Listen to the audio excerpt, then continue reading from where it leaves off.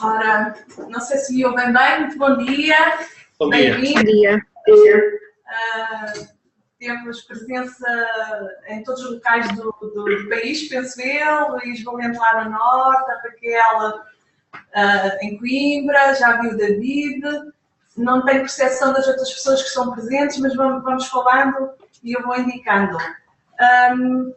Ora, bem-vindos a esta sessão. Esta sessão tem como objetivo informar sobre as ações que estão a ser desenvolvidas no âmbito do Centro de Internet Segura Português.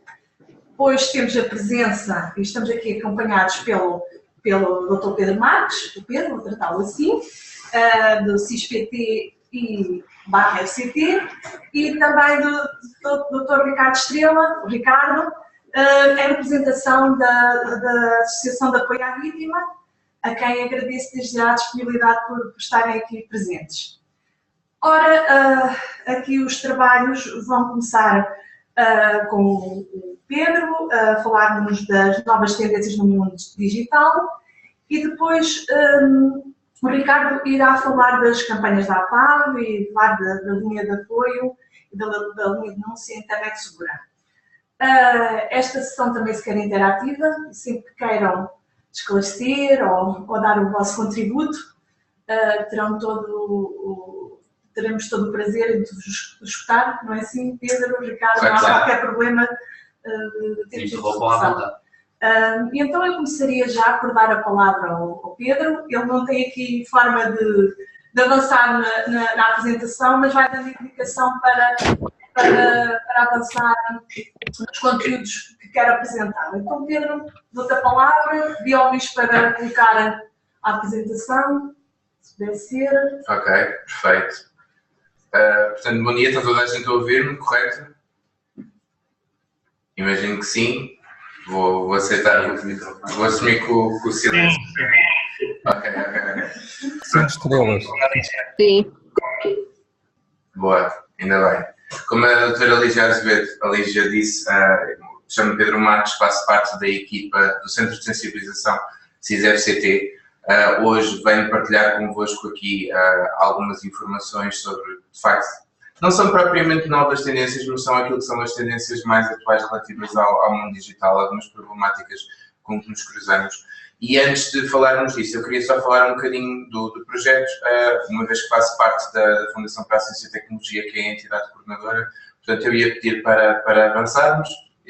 O Centro de Internet Segura, como vocês sabem, pode avançar.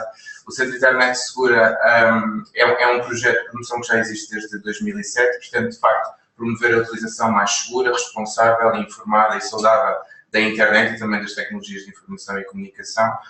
Nós pretendemos, com este fim, portanto, capacitar as pessoas para uma utilização mais consciente e informada, saberem, de facto, decidir de forma informada e também, ao mesmo tempo, pretendemos combater práticas de riscos na internet, e aqui estamos a falar desde questões de cyberbullying, estamos a falar de questões de discurso de ódio, enfim, vou falar de algumas delas, e ao mesmo tempo também eliminar conteúdos ilegais disponíveis online.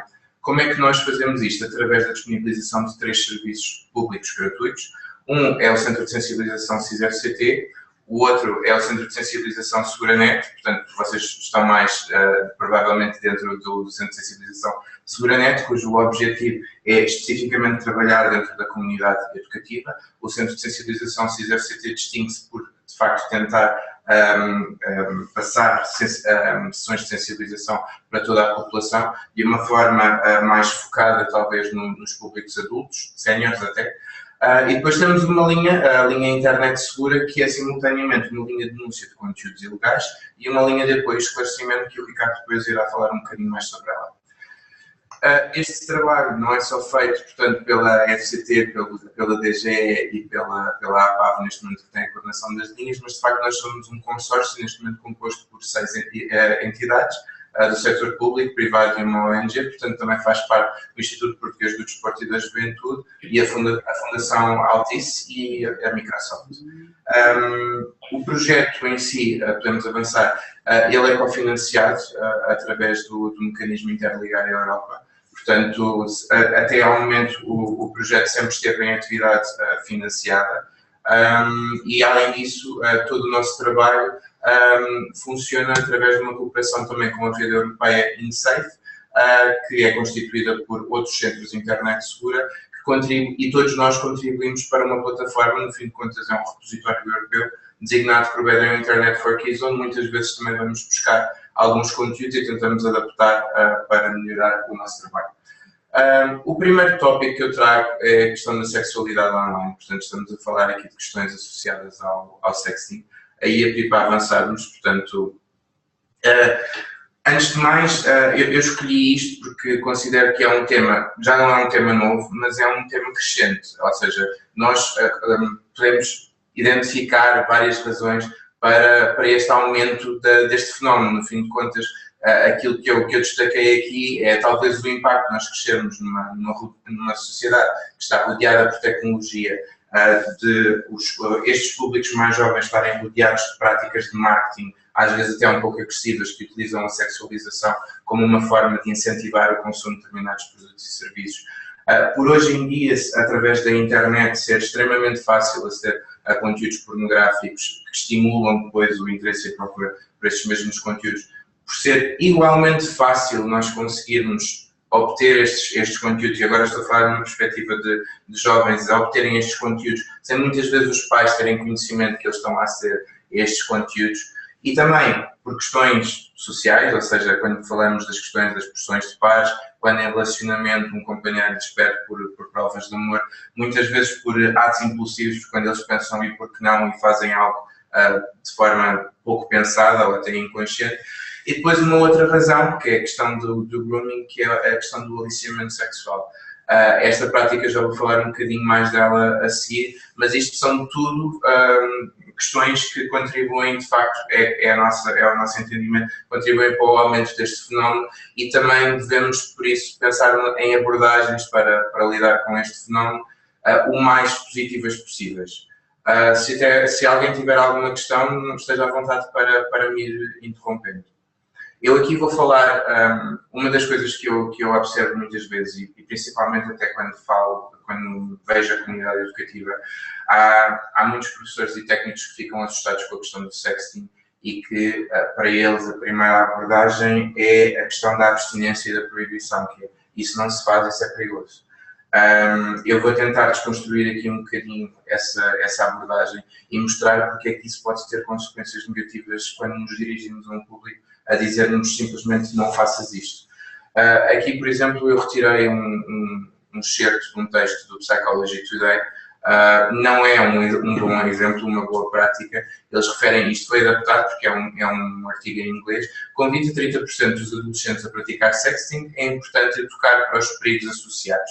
Felizmente ainda temos 70 a 80% de adolescentes a tomar boas decisões no que toca ao sexting, como quem diz, que não praticam sexting. Ou seja, aqui já estamos a criar um distanciamento entre os bons adolescentes, aqueles que não praticam sexting, e os maus adolescentes, aqueles que já optaram por fazer isso. Também o foco é falar em dangers, falar em perigos, e não falar em riscos. Nós gostamos muito de fazer esta distinção dentro do Centro de Internet Segura, porque de facto o perigo é algo que nós assumimos que já foi consumado, ou seja, é algo com que nós temos de lidar agora. Um risco é um risco, ou seja, é algo que pode acontecer, mas que não tem que necessariamente acontecer tomando determinadas precauções. Até o uso de terminologia pode afetar na forma como nos dirigimos à população, principalmente quando estamos a falar de jovens. Portanto, para já aquilo que eu quero dizer é não fazer sexting é perigoso, é uma abordagem possível, mas pode não trazer muitos frutos. Qual é que é o principal risco disto? Se eu disser não faças sexting é perigoso e me estiver a dirigir a um jovem que já fez sexting e neste momento está a passar por um problema pela prática que ele teve, porque alguém está a fazer extorsão com ele, alguém o está a ameaçar, etc., ele não vai se sentir muito confiante para falar comigo, porque eu já estou a ter uma atitude proibicionista e, portanto, ele vai saber que pode enfrentar um julgamento por ter feito essa prática, porque os bons adolescentes são aqueles que não o fazem. E, portanto, esta abordagem tem que ser completamente desconstruída e, diria mais, eliminada quando estamos a falar com este público jovem. e eu vou dar algumas recomendações mais à frente, mas para já quero-vos mostrar porque é que não é sequer, não incentivo a que utilizem este tipo de comportamentos. Não adianta proibir, porque eu agora pedia para avançarmos para o próximo slide.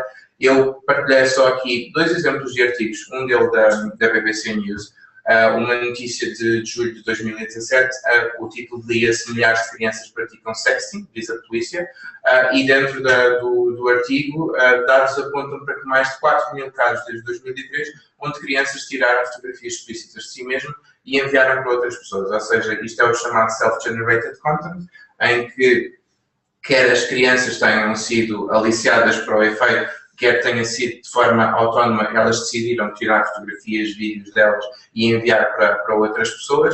Se estamos a falar de menores, elas estão, na realidade, a cometer um crime, embora não possam ser culpabilizadas ou legalmente responsabilizadas por isso. E as pessoas que estão a receber este conteúdo também estão, igualmente, em posse de material considerado um conteúdo ilegal. Neste caso, este material, penso eu, é classificado como Child Sexual Abuse Material, portanto, material de abuso sexual infantil, mas também... Bom dia. Pedro, acho que o professor Luís Valente queria intervir. Ok, força. Não, já está um bocadinho desfasado, eu acho que seria melhor no final, talvez. Ok, mas se quiser podemos regressar atrás. São assuntos, eles são todos interligados. Eu só gostava, peço desculpa ao Pedro, mas nós temos que usar uma linguagem sempre o mais, como é dizer, o mais clara possível. E a utilização de expressões em inglês, do self, qualquer coisa, não sei quantos, isso eu estou um bocadinho da explicação, peço desculpa por esta frontalidade, mas acho que precisamos de colocar isto em português e mesmo até para nós podermos utilizar esta linguagem quando falamos com as pessoas, porque dá um bocadinho a ideia que estamos a falar de coisas diferentes. Para já era um reparo no imediato. Desculpem lá. Não, tranquilo. Portanto, quando eu já estava a dar o que é que consistia em português, mas eu clarifico. Portanto, quando eu falo em self-generated content, é conteúdo gerado pelo próprio. Ou seja, é este exemplo, quando as crianças tiram fotografias delas mesmas, portanto, isto é considerado como self-generated content. E obrigado por esse reparo, Luís. Eu agora passava para outra notícia, em que... Não. Ainda no mesmo slide, portanto, a notícia de fevereiro de 2018 que dizia que, portanto, isto vem de um artigo do Time, em que 1 a 4 adolescentes diz que pratica sexting, e embora neste survey que foi utilizado para, portanto, neste questionário que foi utilizado para tirar estes dados, muitos deles não denunciarem práticas de sexting, alguns deles em entrevistas diziam já ter enviado, neste caso 15%, e 27% pelo menos já tinham recebido conteúdos de sexting. E esta atividade também se torna mais comum à medida que estes jovens vão crescendo. Portanto, é um fenómeno que, à medida que esta população vai envelhecendo, vai ocorrendo com mais frequência. Ok, podemos avançar para o próximo. Pronto, aqui eu mostro como muitas vezes como isto tem a ver com a experiência que eu tive com alguns profissionais, alguns professores, alguns técnicos que entendiam que o fenómeno do sexting se podia ser resumido muitas vezes em questões relacionadas com o próprio, ou seja, às vezes a necessidade de se expor está relacionado com a necessidade de ter confiança em si mesmo, às vezes porque está aborrecido, outras vezes porque se sente sozinho, porque isto é uma boa forma de lidar com a autoestima, por vezes é uma forma também de lidar com o stress. Às vezes isto acontece propiciado por pressão de pares. Muitas vezes, quando eles partilham estes conteúdos, estão-se a dirigir a perfis falsos. Isto depois pode dar, quando eles partilham estas imagens, e isto é um ponto assente, acho que para toda a gente, uma vez que eles partilham este conteúdo, eles perdem o controle sobre o mesmo e, portanto, isto pode dar origem a práticas de extorsão, em que eu quero mais imagens, ou agora eu quero encontrar-me contigo, e, portanto, vai escalando, o agressor vai escalando os pedidos dele. Isto pode dar origem, muitas vezes, em contexto de relação há um fenómeno chamado revenge porn, que eu clarifico. Nós já não usamos o termo pornografia de vingança. Eu já vos vou dar qual é que é o termo correto que nós utilizamos. Ou seja, esta revenge porn, no fim de contas, é um conteúdo de sexting que foi partilhado em contexto de relação. Entretanto, esta relação terminou e um dos parceiros decide agarrar nestes conteúdos e publicá-los ou partilhá-los como forma de se vingar do parceiro. Isto dá origem a fenómenos de exposição, que geram questões de bullying, e de cyberbullying, e que depois podem levar a casos de isolamento, desespero, medo. Hopelessness é aqui uma expressão que eu não encontro a tradução direta para português, mas no fim de contas é um desespero tal que a pessoa perde a esperança em conseguir resolver os problemas. E isto é a versão simples do problema. Eu agora quero acrescentar, quero atirar-vos para a toca do coelho e quero mostrar-vos como isto se calhar pode não ser assim tão simples e existem muitas outras questões por trás. Podia ir ao próximo slide. Portanto, para lá das questões que possam estar de início, a questão da pressão de pares e as questões relacionadas com o próprio, de confiança, de autoestima, etc., efetivamente podem existir perfis falsos que estão, no fim de contas, a estimular estas vítimas a partilharem conteúdos. Isto tem um nome. Isto chama-se aliciamento ou grooming, que é a terminologia utilizada em inglês. E isto pode ser um processo que dura vários meses. Ou seja, através da linha Internet Segura já nos chegaram casos em que pessoas só se aperceberam que estavam a ser vítimas, e depois do aliciamento pode passar para fenómenos de sextortion, só se aperceberam que estavam a ser vítimas de aliciamento já muitos meses depois, porque de facto acreditavam que a pessoa que estava do lado de lá era uma pessoa que se preocupava genuinamente com eles. Um dos exemplos que eu dou e que uma das curiosidades que eu falo com estes técnicos é pergunto-lhes o que é que o Excel tem a ver com isto. Porque muitas vezes estes agressores, eles não se estão a dirigir só a uma vítima, têm um conjunto de vítimas com quem estão a praticar isto. Pode haver aqueles que simplesmente dedicam-se exclusivamente a uma vítima, mas existe um fenómeno em que eles fazem isto com vários jovens, vários menores. Eu aqui estou a falar vários jovens menores, mas vítimas também podem ser adultos. Aliás, há muitos adultos que são vítimas também de grooming. E eles utilizam, no fim de contas, uma base de dados em que vão recolhendo a informação destas vítimas como forma de demonstrar que depois se preocupam com elas. Ou seja, uma vez que têm, imaginemos, dezenas de jovens, eles têm que aquele user com quem eles estão a dirigir conheceram no dia tal, e depois, à medida que eles vão fazer perguntas, vão preenchendo esta base de dados, e depois, sempre que têm uma conversa com eles, podem visitar esses dados e perguntar-lhes: então, e como é que está a correr esta questão? O que lhes dá a sensação, principalmente para jovens, que há de facto um interesse genuíno daquela pessoa e que se preocupa com eles. A questão do sextortion, portanto, a questão da extorsão sexual já depois do conteúdo ser partilhado, pode funcionar de duas formas, que é: eu quero mais conteúdos para eu não partilhar isto com alguém, ou eu quero-te conhecer se tu não queres que estes conteúdos sejam partilhados, e isto vai sempre escalando, ou seja, vai aumentando aqui o nível de desespero da vítima porque quer conter o problema. A partir do momento em que esta extorsão começa a acontecer, a vítima percebe-se que foi enganada, mas neste momento já está sob ameaça, em que se diz alguma coisa a alguém ou em que se não coopera com o agressor, vai ser exposta.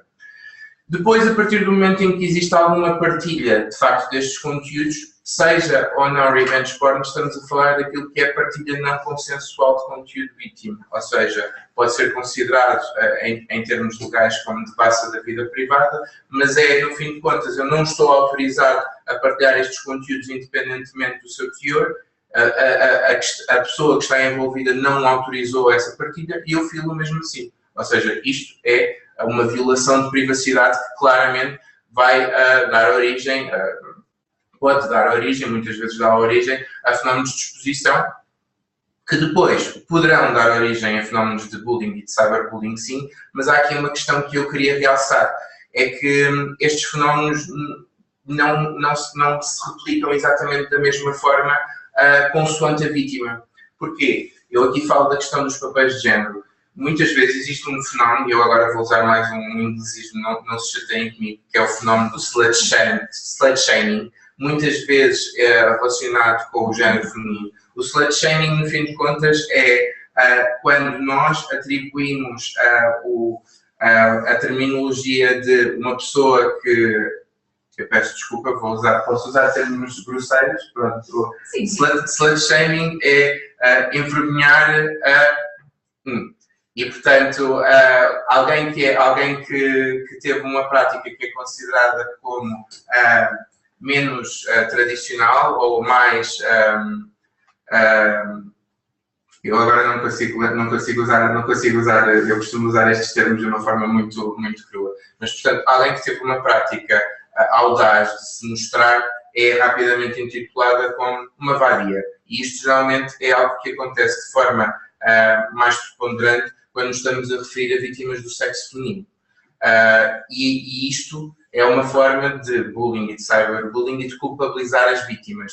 Também é, igualmente, a questão da abordagem que nós usamos, ou seja, se nós utilizamos a abordagem de não faças isso porque é perigoso, e depois, quando uma vítima vem ter connosco e nós questionamos, mas porquê é que tu fizeste isto? Isto é uma forma de, mais uma vez, fazermos com que a vítima se sinta culpada pelo seu ato, e isto não ajuda à resolução do problema. Por outro lado, culpabilizar as vítimas, ou seja, é no fim de contas, e às vezes vemos isto, aquela menina estava mesmo a pedi-las porque estava vestida daquela forma, é um reforço positivo para práticas por estes agressores. Ou seja, quando nós estamos a pôr a culpa do lado da vítima, significa que estamos a desculpabilizar o agressor. E isto vai dar origem a um aumento de práticas como o aliciamento, os perfis falsos e o sextortion, entre outros. Esta questão do porquê que o fizeste e não faças sexting é perigoso, pode reverter num entendimento que, de facto, a vítima não vai ter apoio, não vai ter suporte. E isto, sim, é o que pode levar a esta questão do isolamento, do desespero no meio do hopelessness. Porque se esta vítima estiver, de facto, rodeada por um conjunto de pares que ela identifica como pares de confiança que lhe vão dar suporte nisto, ela vai recorrer a eles antes de chegar a um momento de desespero e de medo.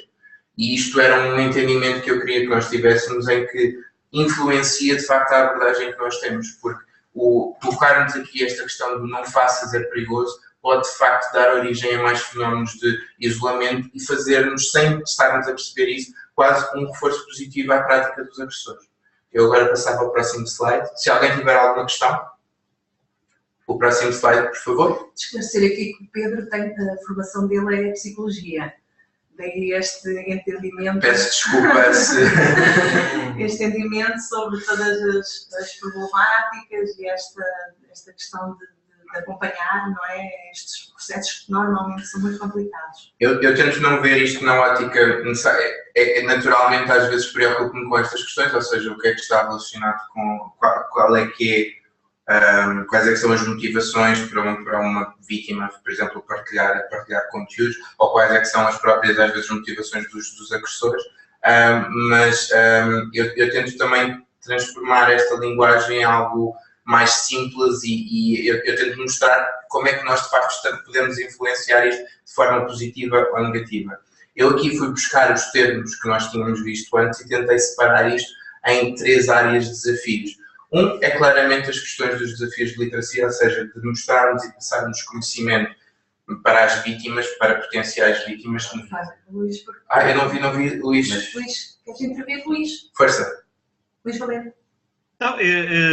Não sei, eu estava à espera de intervir um bocadinho mais no final, porque acho que tenho há assuntos de uma forma global que é preciso esclarecer bastante bem. Eu não digo connosco, porque penso que a maioria de nós está envolvido nesta temática há muito tempo e há tempo suficiente para compreender perfeitamente aquilo que o Pedro está a explicar relativamente aos processos e à forma de abordagem que é recomendada. Eu refiro-me um pouquinho, às vezes há necessidade de traduzir o que são estas etiquetas do inglês um pouquinho mais para o português, porque para a maioria das pessoas a exposição ou a promoção da sexualidade não é a mesma coisa que sexting.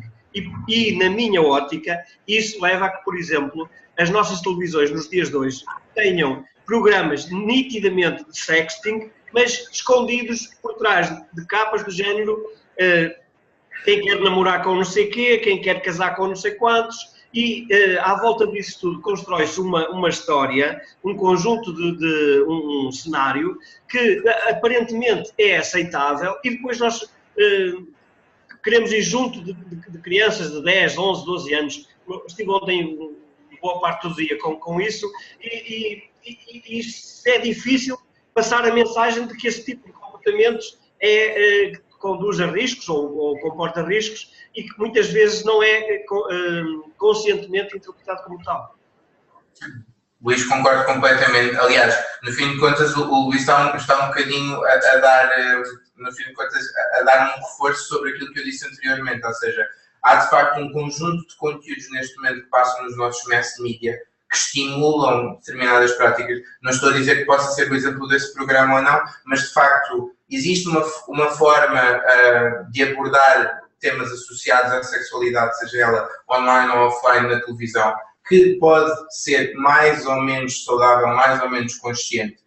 E muitas vezes isso não é tomado em conta, ou seja, eu penso que nenhum destes canais de televisão está muito preocupado com o impacto que isso possa ter junto de jovens.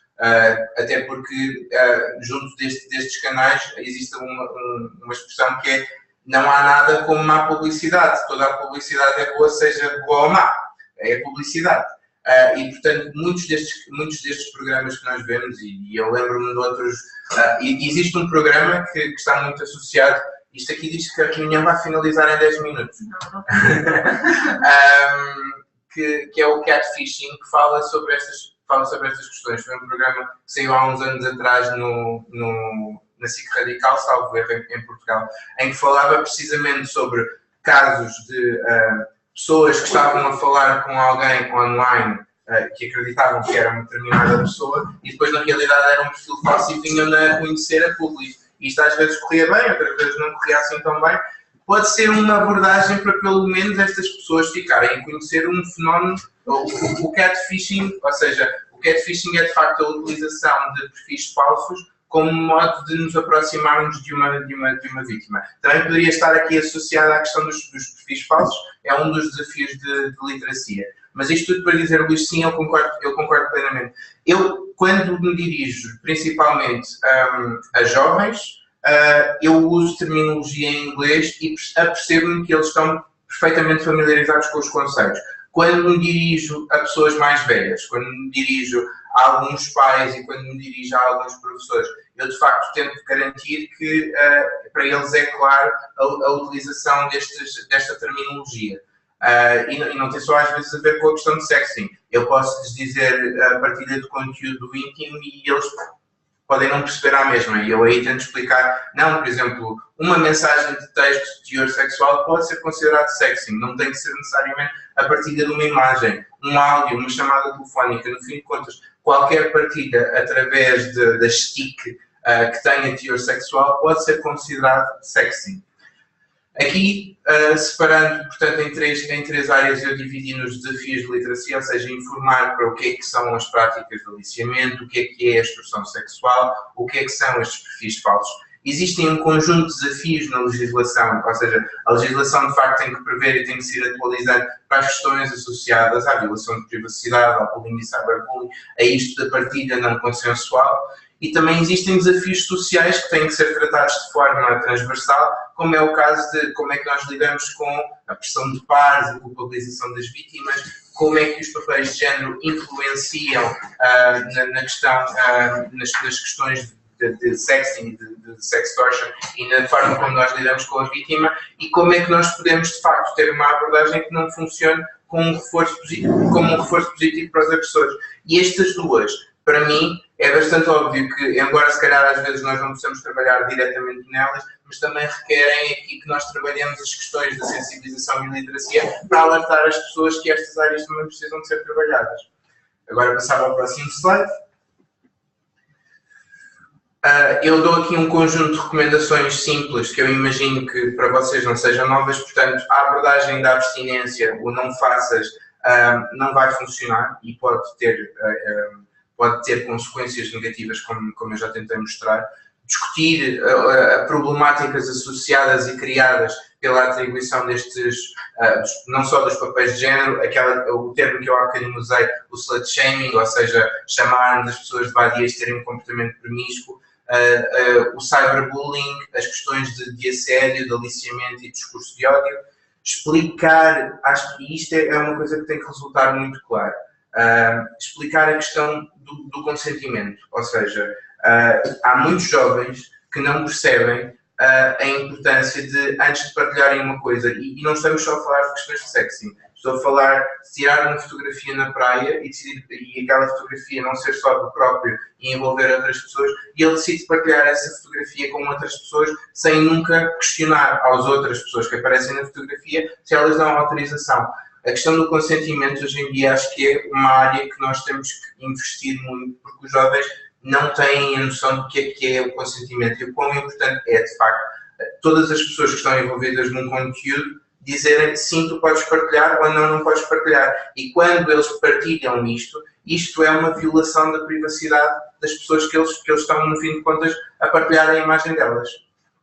E depois, e é o próximo slide a seguir, incentivarmos a abordagem do smart sexting. E o que é isto do smart sexting? Eu coloquei isto aqui como é a mesma coisa que nós darmos preservativos a um adolescente, porque nós assumimos que é possível que ele esteja a ter relações sexuais e, portanto, queremos que ele faça de uma maneira protegida. É a mesma lógica aqui. É darmos um conjunto de ferramentas, de fim de contas, de informação. Não vai acabar. Ok. Não. Está toda a gente aí, não está? Nós aqui recebemos um thank you for choosing Zoom. Está. O Luís está a dizer ali, ok. Pronto. Ok, mas para iniciar, não é? Não. É para iniciar? É para iniciar. Luís Ferreira, é para iniciar a sessão. Não é preciso. Não? Ok, tudo bem. Então, se posso carregar aqui no ok para sair daqui ou não? Acho que sim. Posso? Podes. Não me chateiem comigo? Ok. Pronto. Está toda a gente aí, não está? Pronto, não desliguei ninguém. Ok. Aqui o conjunto de informações é, de facto, falar nos riscos, ou seja, não nos perigos, mas nos riscos, as possibilidades de alguma coisa má acontecer e quais é que são as consequências negativas, ou seja, falarmos então de que pode estar a ser vítima de aliciamento online, confirma se a pessoa que estás a falar de facto não é um perfil falso, tem a noção que a partir do momento em que partilhas este conteúdo tu podes perder o controle sobre ele, dar este manancial de informação, mas depois dar um conjunto de ferramentas que é, ok, tu já reconheces os riscos, ainda assim queres prosseguir, queres continuar e queres enviar conteúdos. Então explicar-lhes que eles devem criar conteúdos, por exemplo, não identificáveis. O que é que isto significa? Tiram uma fotografia, a cabeça tem que estar fora, se eles tiverem sinais de nascença, tatuagens, têm que estar fora, não podem... Ou seja, tudo aquilo que permite identificá-los, o próprio cenário, se eles estão, por exemplo, no quarto deles que tem um papel de parede, pode ser identificável. Todas essas questões têm de ser pensadas para que quando ele criar aquele conteúdo para enviar a alguém, aquele conteúdo não pode ser necessariamente ligado a ele.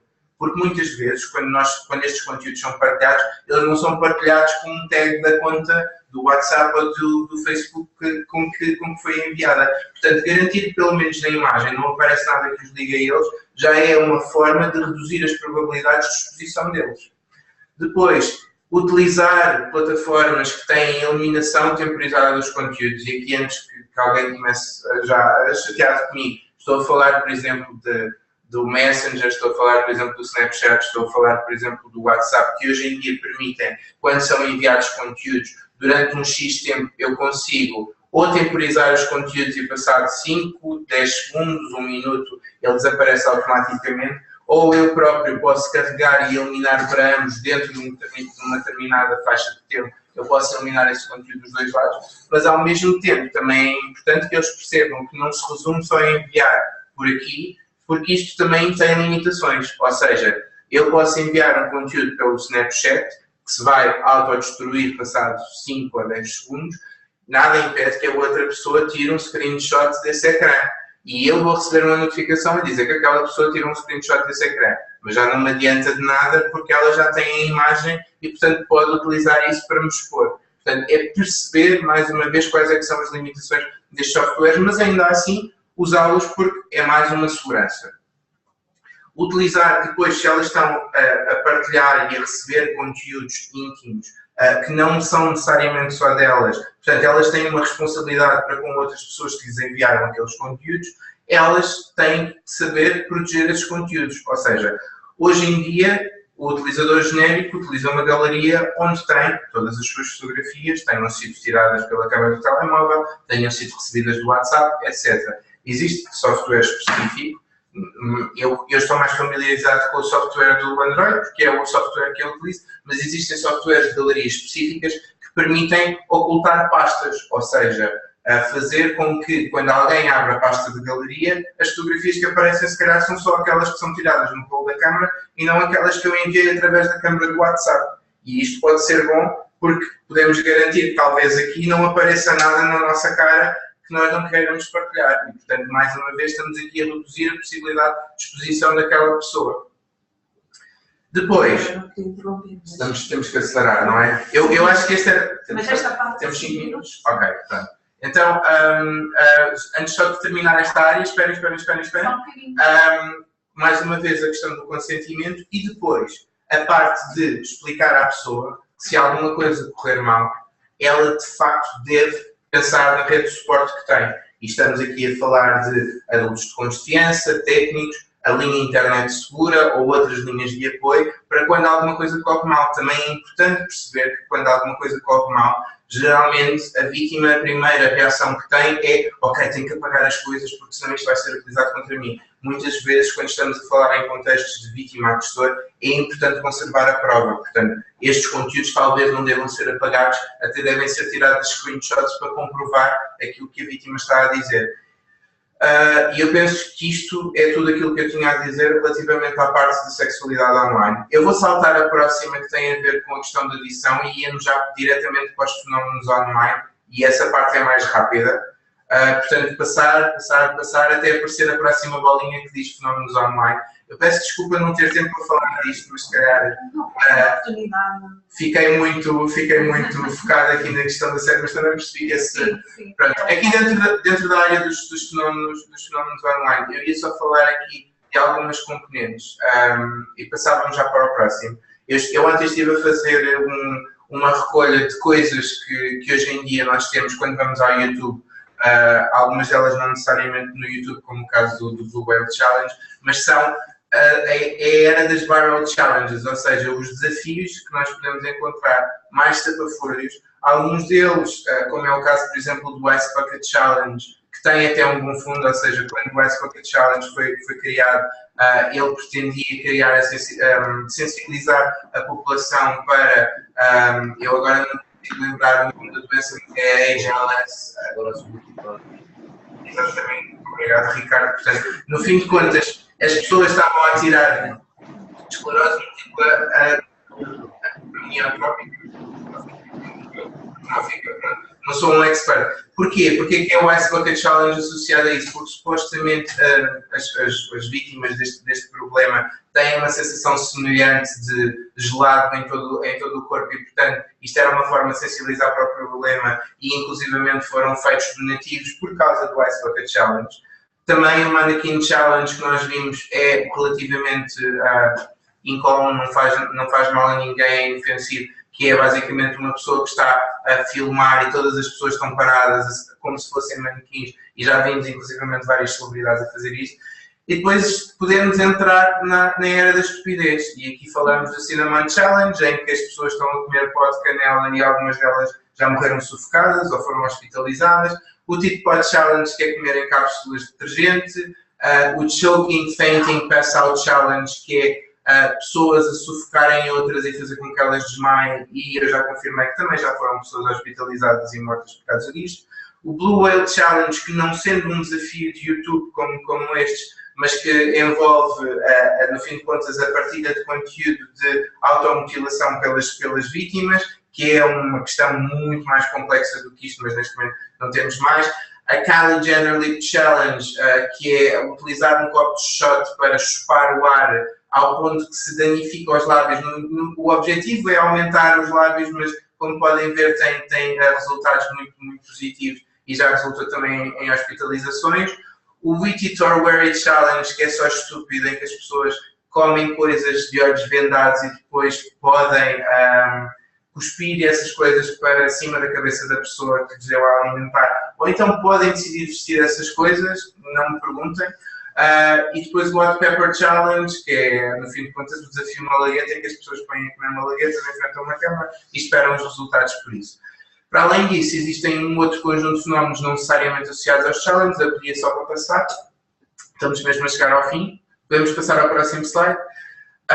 Eu falo aqui, mostro aqui 2 exemplos. Uma das coisas é o FOMO, Fearing of Missing Out, e agora é o medo de estar a perder alguma coisa, antes que o Luís diga que é importante traduzirmos as coisas para o português, e isto é, no fim de contas, é uma das coisas que nós vemos hoje em dia, principalmente junto das populações mais jovens, precisam de estar constantemente agarrados ao telefone, porque qualquer coisa lhes pode escapar que esteja a acontecer no mundo online, e portanto têm que estar sempre ligados.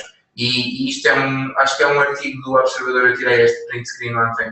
Portanto, se pesquisarem FOMO, vai aparecer este artigo do Observador em que falam de acidentes que isto já provocou. Falamos, por exemplo, dos fenómenos das fake news, da era de desinformação, e quando falamos em fake news não falamos só em notícias falsas, falamos em outros fenómenos como a echo chamber, ou seja, a câmara dos ex, em que eu digo uma coisa e postar num grupo que pensa da mesma forma que eu, dizem todos sim, é assim, e portanto eu nunca sou questionado, e se eu estiver a dizer um grande disparate, eu continuo convencido que este disparate é verdade. A filter bubble, que é a bolha de filtro, que é os algoritmos que o Facebook utilizam para me dar a ver as coisas em que eu acredito e, portanto, não me estão a mostrar informação que me contradiga aquilo que eu penso, ou seja, eu nunca posso ser confrontado com a realidade, eu simplesmente só sou confrontado com coisas que vão no sentido daquilo em que eu acredito e, portanto, faz com que as pessoas vão para os seus extremos, ou seja, sejam aliciadas a ir para os extremos em vez de tentarem encontrar pontos de convergência. E depois mostro o outro aqui, que é o mukbang, que é um outro fenómeno, não é propriamente um challenge, mas começou na Ásia e está-se a espalhar por todo o mundo, que é pessoas que decidem comer a sua refeição em frente a uma câmara, estando a ser observadas por centenas de pessoas. Isto dá para nós refletirmos, estamos a falar de fenómenos de isolamento, estamos a falar aqui de fenómenos de... Já não há uma preocupação com a exposição. Eu passava só para o próximo slide, antes de terminarmos. No fim de contas, eu acho que o nosso trabalho aqui, como pessoas que tentam cooperar para a sensibilização, é que nós não temos só uma área de foco.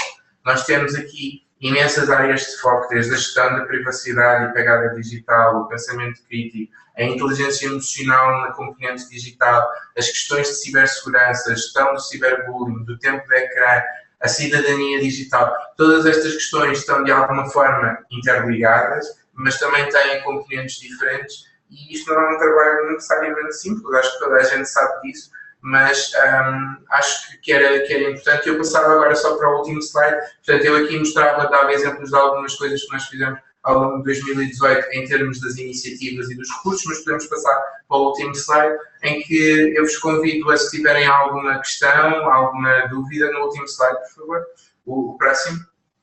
Se tiverem alguma questão, alguma dúvida, não hesitem em entrar em contacto. O CIS-FCT, nós estamos disponíveis através do website, Facebook, Instagram e YouTube. Continuamos a servir também como repositório de conteúdos e vamos divulgando e desenvolvendo conteúdos ao longo do ano. Portanto, qualquer coisa, estejam à vontade. E era isto. Esta apresentação que depois eu vou disponibilizar. Agradeço-te por esta intervenção grande e ter sido tão apressada, mas de qualquer forma nós queremos também ouvir aqui o Ricardo, que nos falará das campanhas da APAD e também da linha, e eu pedi ao Luís Ferreira para colocar então a apresentação do Ricardo Estrela, que nos vai falar da importância da linha e quão importante é este serviço. Estamos apresentando. Entretanto, se quiserem colocar alguma questão... Exato. Neste tempo... Ok, já estamos a começar. Curto. Já. Se me permites, só uma sugestão para esse hopelessness. Desesperança. Mas é uma sugestão, desculpe, não É uma sugestão. Olha, eu queria dar também só uma sugestão sobre as fake news, notícias falsas. Posso? No outro dia ouvi um termo de uma jornalista que eu gostei muito, em vez de notícias falsificadas, porque elas têm um objetivo. Não são notícias erradas porque acontecem, são falsificadas com um objetivo. Temos informação Exatamente. em substituição de notícias falsas, que também já ouvi um jornalista a dizer que não existem notícias falsas, existem falsas notícias, ao contrário, não é? Exatamente. Pronto, mas já vai Bom, passar a palavra. então vou começar então. Muito bom dia a todos outra vez. O meu nome é Ricardo Estrela e eu trabalho aqui no Sistema Integrado de Apoio à Distância da APAV, que depois, como vão perceber, engloba também aqui os serviços da linha internet segura. Eu espero bem vou só dar-vos aqui um ponto prévio, espero bem não causar aqui o caos, mas só também para perceberem, se por acaso, entretanto, forem pesquisar informação sobre a linha internet segura, dizer-vos o seguinte: o objetivo no final, e como o Pedro disse muito bem, é que a linha internet segura passe a assegurar duas vertentes, ou seja, uma linha de apoio a vítimas de cibercrime e não só, não é? Também com muita parte aqui da promoção de comportamentos seguros na internet, e também outra vertente que é a denúncia de conteúdos ou de pornografia infantil. Vou usar a terminologia nacional como nós temos no nosso Código Penal, mas também chamar-vos a atenção que essa terminologia, e para bem de todos, no futuro próximo, provavelmente por causa também da Convenção de Lanzarote, que Portugal faz parte, vai ser abolida, e vamos passar a usar a terminologia conteúdo de abuso sexual de menores. Pronto, porque a pornografia tem outra conotação e entende-se que não deve ser usada quando se está a falar de menores. Pronto. Mas hoje em dia ainda existem as duas linhas, ou seja, existe a linha internet segura e a linha alerta. Pronto, isto só para não vos causar aqui nenhuma confusão.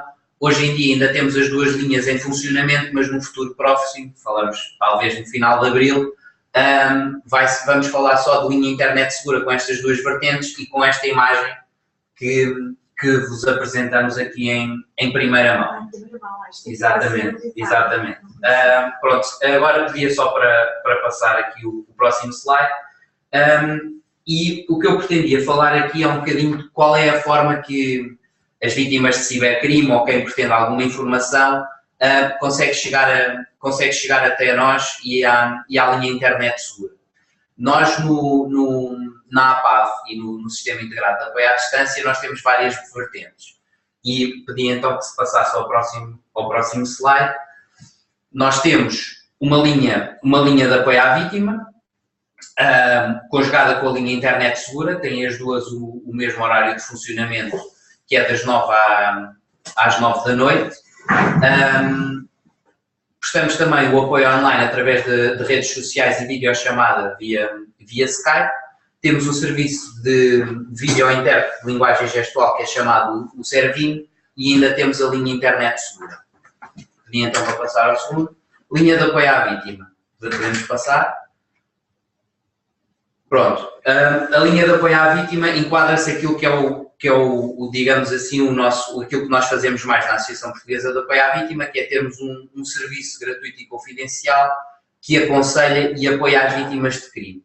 Eu aqui chamo só a vossa atenção, também para perceberem um bocadinho como é que depois isto tudo se interliga, e que isto também está ligado com a linha internet segura, e que é o seguinte: nós, para além das linhas, tanto a linha de apoio à vítima como a linha internet segura, acabamos por ter depois gabinetes de apoio à vítima. Temos 18 ao longo do país, o que permite que a pessoa pode fazer um primeiro contacto telefónico connosco, mas depois vai ter um atendimento especializado em sede de gabinete. Ou seja a nível de questões jurídicas que tenha, seja para ter apoio psicológico relativamente à situação de vitimação, ou mesmo apoio social, mas isso já falamos mais de vítimas de violência doméstica. Podemos passar à frente. O apoio online é feito nestas plataformas de comunicação. Nós recebemos às vezes denúncias ou apelos via Facebook, Instagram, Skype. Temos muitas vítimas que às vezes se encontram no estrangeiro que falam connosco via Skype porque foram vítimas de algum tipo de crime em Portugal e nesse sentido pretendem mais esclarecimentos e saber como é que seguem com o processo de crime. E então usam o Skype e o WhatsApp também como ferramenta de follow-up. Pedi então para passarmos. Pronto, explicar aqui um bocadinho como é que é feito este apoio online. E aqui faço sempre a ponta, ou seja, apoio online a todo o tipo de crimes, entre os quais incluímos também o cibercrime e as problemáticas associadas à linha internet segura. Nós temos uma plataforma online que é o ClientScape, que basicamente nos permite receber toda a informação que nos chega via redes sociais e respondendo através dessa plataforma nós já temos para cada tipo de problemática respostas tipo para dar, o que facilita muito mais o nosso trabalho e permite depois fazer articulação com os nossos serviços de proximidade, ou seja, os gabinetes. Pedi então para passarmos à frente. Depois, também temos aqui o nosso serviço de vídeo-intérprete de língua gestual, o Servino, explicar-vos também um bocadinho como é que funciona. As pessoas que tenham algum tipo de problema na comunicação, falamos sobretudo pessoas com surdas, entram em contacto connosco através aqui do portal do Cidadão Surdo, conseguem perceber se nós temos acesso ou não, ou melhor, quais é que são os serviços que disponibilizam este serviço de vídeo-intérprete e vão lá ver que têm a APAV. Ou então através do site da APAV também conseguem fazê-lo. Como é que depois é feita esta mediação?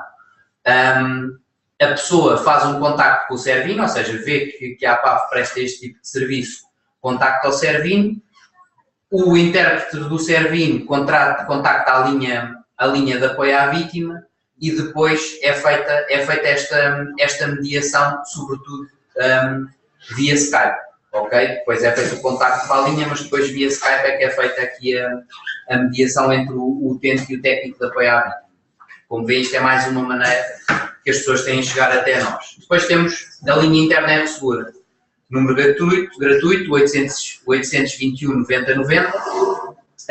Como eu vos disse, funciona nos dias úteis das 9 da manhã até às 9 da noite e agora vou-vos explicar um bocadinho quais é que são os tipos de apoio que a linha internet segura dá. Pronto, isto é um enquadramento institucional que o Pedro já fez, portanto podemos passar à frente. Depois, as duas vertentes de apoio que a linha internet segura assegura. Nós temos uma plataforma de denúncia de conteúdos online, seja de pornografia infantil, apologia ao racismo ou apologia à violência, e temos a linha de apoio às vítimas de cibercrime. Pedi então para passarmos à frente. Pronto. Quais é que são as vertentes que a linha de apoio à vítima, que a linha internet segura dá? Primeiro, dizer-vos que o nosso apoio é gratuito e confidencial, e depois nós damos apoio já numa fase em que aconteceu a todo aquele tipo de problemáticas que o Pedro referiu, seja o cyberbullying, o aliciamento de menores para fins sexuais, assim como está no Código Penal, que é o chamado o grooming, e furto de identidade, mas temos toda uma panóplia de situações que nos podem chegar. Podemos falar também uma coisa que está muito na voga e que nos vem muito para a linha internet segura. Temos também muita questão das injúrias, difamação via redes sociais. São tudo situações que nos aparecem. Depois tentamos dar aqui alguma ajuda técnica na promoção do uso seguro da internet, ou seja, nós não somos experts a dar esse tipo de informação, nem somos uma linha de apoio ao cliente, digamos assim, de computadores, mas tudo o que seja para desde que seja aquilo que o Pedro também referiu há bocado, para que as pessoas estejam expostas o menos possível, nós tentamos dar dicas de segurança nesse sentido. E depois também damos aqui algum apoio nas dependências online. Agora deixava aqui só para vos explicar, porque, por exemplo, imaginem, isto são casos reais que nos aparecem na linha e acho que é um bocadinho aquilo que a APAV pode vir a trazer de novo ou traz de novo aqui relativamente aqui às linhas. Tudo muito bem, uma pessoa chega até nós, por exemplo, fez aqui esta partilha de imagens de cariz sexual e depois de repente vê, até vos posso dar um exemplo em concreto, e não estamos a falar de nós, estamos a falar do maior, que teve uma conversa com uma senhora. A conversa começou a escalar, a senhora começou a partilhar fotos que claramente não eram dela, mas que ela retirou de outro site e este senhor tomou como verdadeiras, seja uma foto do rabo, seja o que for, que partilhou, e este senhor seguidamente, e esta senhora consequentemente a pedir a este senhor para partilhar a informação. O senhor foi, entre aspas, na conversa porque achava que estava de boa fé, digamos assim. Começou a partilhar fotos, neste caso, das suas partes mais íntimas e, espanto deste senhor, apesar de estar a ter uma conversa completamente consensual com esta pessoa em questão, depois no seu perfil de Facebook, no dia a seguir, partilham uma publicação com algumas, não todas, mas com algumas das fotos deste senhor, a dizer, muito parecido com isto: já viram este badalhoco a enviar-me este tipo de fotos, tenham cuidado quando forem falar com este senhor. A distorcer completamente a verdade, a difamá-lo nas redes sociais, a adicionar amigos deste senhor no seu perfil para ter o máximo, para estas pessoas, para o grupo de amigos ter o máximo de conhecimento deste tipo de situação.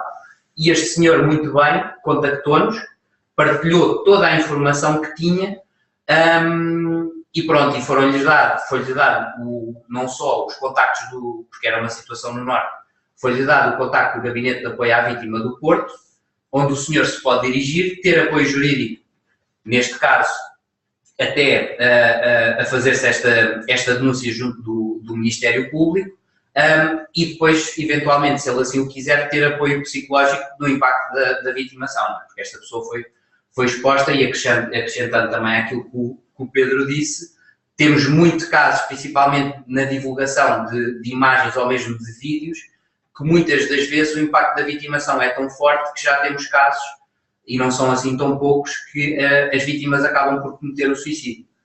Por muito mais que as pessoas queiram fugir ao facto destas imagens terem sido partilhadas, por exemplo, a pessoa partilhou durante o secundário, tem um vídeo em que está a ter relações sexuais, entretanto chega a altura em que vai para a faculdade, muda de cidade, acha que já está livre, mas não. Depois, através de um site, seja onde for, lá aparece outra vez o vídeo dela, ou dele, é identificado e tem este flagelo, digamos assim, sempre a persegui-la para o resto da vida, e muitas pessoas não aguentam e acabam por cometer o suicídio. Portanto, isto são situações que nós tentamos trabalhar também com as vítimas em si, e ajudando a ultrapassar estas situações. Pedi então para passarmos ao slide seguinte. Depois, explicar-vos aqui um bocadinho como é que funciona aqui a denúncia ou o mecanismo de denúncia de conteúdos de pornografia infantil, incitamento ao racismo ou à violência. Ou seja, essencialmente o que acontece é isto, ou seja, existe um formulário de denúncia.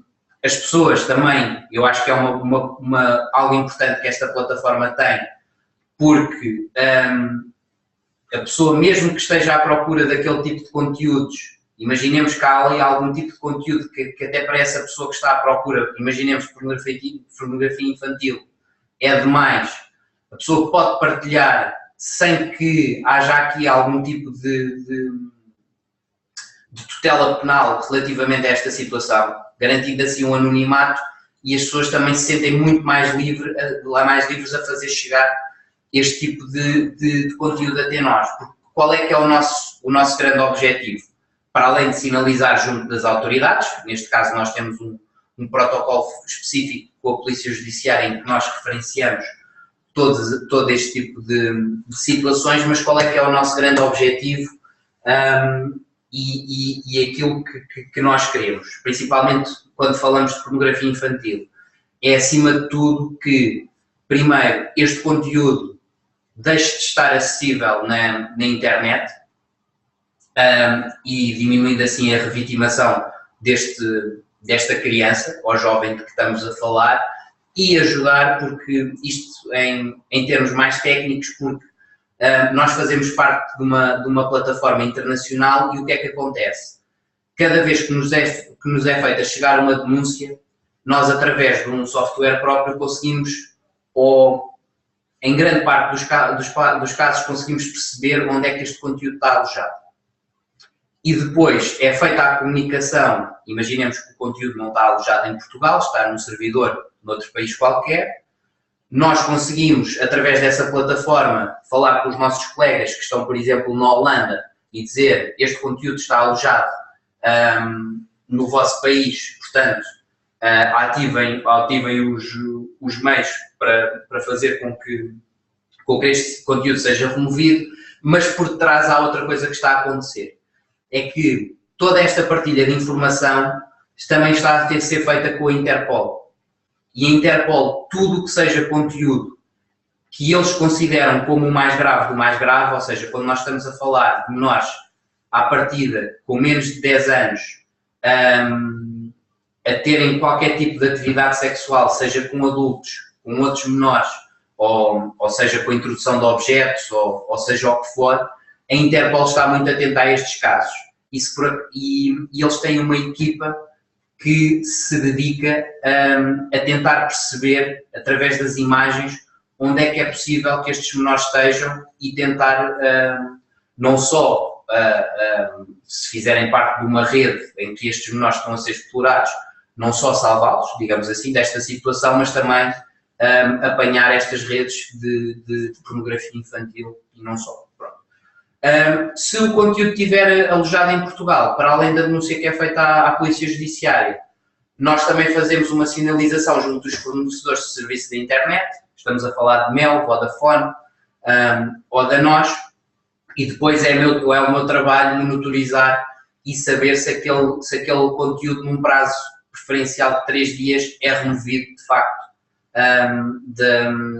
da plataforma ou não. Pedi então agora para passarmos à frente.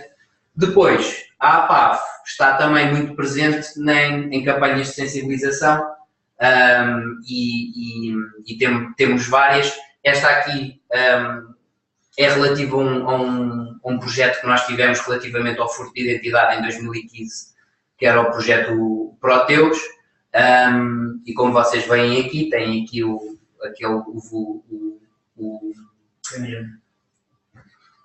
scam mais conhecido, que é do mais conhecido, é do príncipe da Nigéria. Tem também aqui os chamados os romance scams, ou seja, a pessoa basicamente extorquida com a promessa de uma relação, de alguém que está no estrangeiro, que se envolve, digamos assim, que se relaciona com alguém que, por exemplo, está em Portugal e consegue extorquir dinheiro a esta pessoa, fazendo-a pensar que de facto estão ali numa relação amorosa e duradoura, e depois, pronto, quando a pessoa tem aquilo que quer, a maior parte das vezes dinheiro, acaba o relacionamento. O Pedro tem uma história muito engraçada sobre isso, mas pronto, vamos passar agora aqui. Tem um título muito sugestivo. Dá-me 1 milhão, darei uma operação. Exatamente. Vocês trabalham muito os temas para serem apelativos para... Sim. Depois, quando se fala da APAV, tem de se falar obrigatoriamente de violência doméstica, e isto é uma das campanhas que nós temos relativamente à violência doméstica. Imagem do estudo. Exatamente. Podemos passar. Depois, esta aqui, e é algo que nós também na linha Internet Segura também passamos muito, que eu não vos referenciei, mas nós temos sub-redes especializadas. A linha Internet Segura passou a ser uma, porque quem lá está tem de ter conhecimentos sobre a cibercriminalidade e os fenómenos também que o Pedro tem de estar atualizado para os fenómenos que vão surgindo, mas nós depois temos outra rede, que é a rede CARE, relativamente a menores que são vítimas de abuso sexual, e esta aqui é uma das campanhas de sensibilização que nós temos, alusiva aqui aos bonecos que muitas vezes são as únicas testemunhas do crime. Podemos passar. Depois, esta aqui é relativamente à violência contra os jovens. Quarta com a violência. E pronto, e temos aqui agora a que está mais em voga relativamente aqui ao discurso de ódio e aos crimes de ódio, que foi o nosso movimento, os Respect Battles, que ganham, é uma campanha que ganhou muitos prémios e pronto, terminava a mostrar. Podemos. Não há essa um.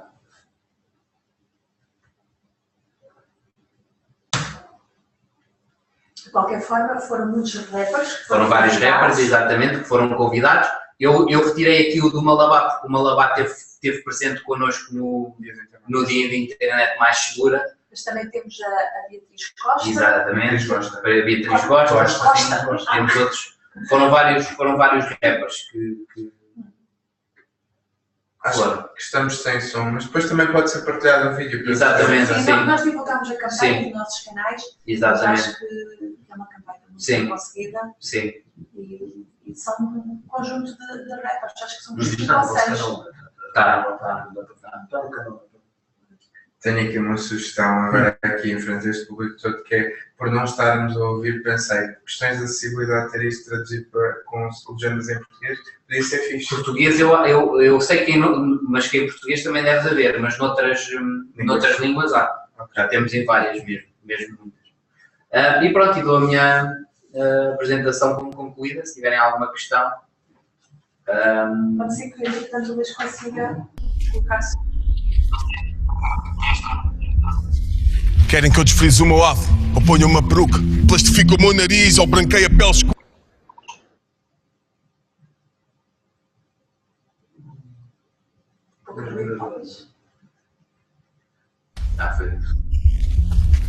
Querem que eu desfrize o meu afro, ou ponha uma peruca, plastifico o meu nariz ou branqueie a pele escura. Na vida existem leis que não estão à minha altura, mas eu nasci para ser raiz, nunca quis ser o que pula.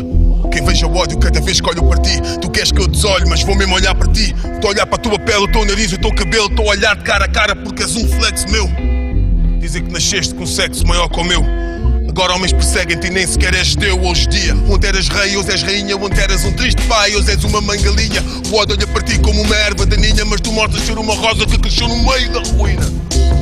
Chamaram-te de José, mas o teu corpo pediu para ser Maria. A lei do universo ajoelhou-se nesse dia. O ódio olha para ti com ignorância e chama-te Alibamba cada membro da cultura muçulmana, mente humana caprichosa. Há quem liberta a sua expressão apenas para fazer troço, apenas para fazer moço. O ódio olha por ti por conta própria e não compreende qual Corão não é revista cor-de-rosa. Distorce e inventa histórias, diz que Allah não tem coração. Fere, prende, ofende a tua religião, mas tu mantém-te firme, seja qual for a direção. E segue a fé com consciência, porque o mundo é nosso irmão. O ódio desconhece a tua morada, ignora que vives em guerra, ignora que não sobrou nada, ignora que a tua terra tenha sido incendiada, que a tua irmã mais nova tenha sido violada, ignora o teu sentimento, a tua infância roubada. Ele ignora que a tua fé não acaba. Não percas a esperança de na paz atracar. Quem te deseja boa sorte sou eu, herói do mar.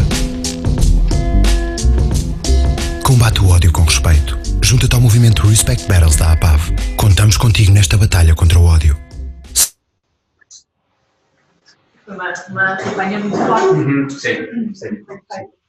Então, mesmo parabéns. Obrigado. Vamos esperar pelo alguma questão. Não sei se há alguma questão. Parece que não. Não sei se o Luís tem alguma informação por texto de alguém. Parece que não. Não? Então cabe-me agradecer a participação dos doutores Ricardo e Pedro, e alertar que futuramente iremos ter uma sessão dedicada à formação de professores, à proteção de dados e à questão da idade de consentimento na internet. Por hoje é tudo. Agradecemos todos. Obrigado a todos. E da parte da equipa da ED, composta pelo Luís, por mim, Jorge e pelo Luís que está lá dentro. Muito obrigado e até à próxima. Até à próxima.